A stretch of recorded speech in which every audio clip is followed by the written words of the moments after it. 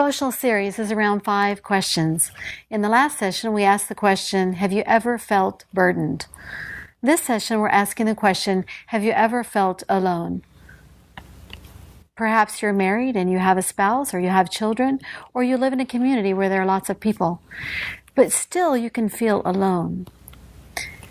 There was some research done on how willing people were to help others. They had actors play the part of needy people. And what they found in those who were passing by is that if a person was early or on time to an appointment, they were willing to help. But if a person was late to an appointment, they were almost never willing to help the needy person. What does that tell us? It tells us that when we are in a hurry to do what we need to do, other people become less important. That we're all about community until we have a higher need, and that is to get where we're going. So in the end, sometimes community is not that important. I remember working in the ER at one point, and there was a man who was particularly difficult. And I remember him because he had a certain cowlick right here in his hair. When I say difficult, he wasn't mean, he wasn't unkind, he just didn't talk much. And I so much wanted to help him. But every time I tried, everything I tried to do, it was simply met with silence. And I started to turn away until I was impressed that even people who can't respond back or don't want to respond might need support. And so I reached in just a little bit further, and I said to him, I don't know what you need, but I want you to know that I'm here. I'm here. And then I touched his arm and I went away.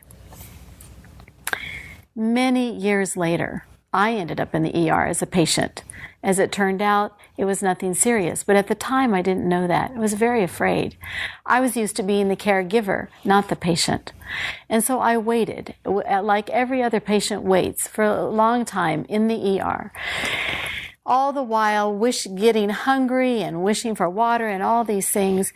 And then there was a man that saw me, and he came over and he asked me if there's anything I needed.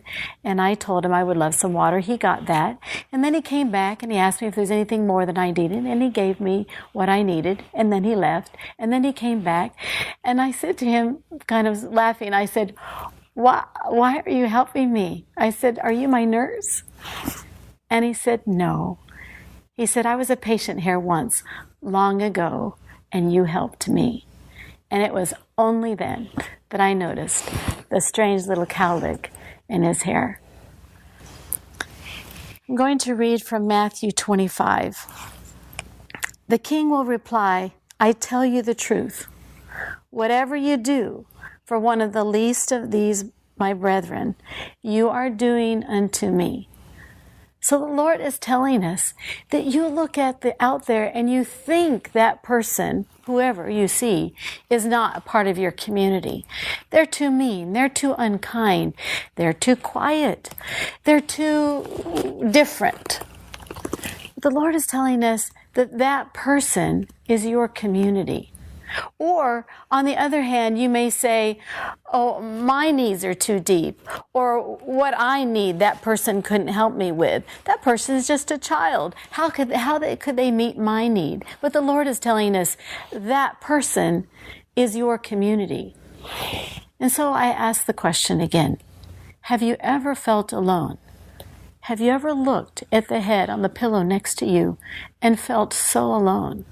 Have you ever walked into the church that's supposed to be your church and felt so alone? Have you ever had all kinds of people around you mingling in a crowd and yet felt alone? Wholeness is about realizing that life is about serving others and being served. That person, yes, that person is your community.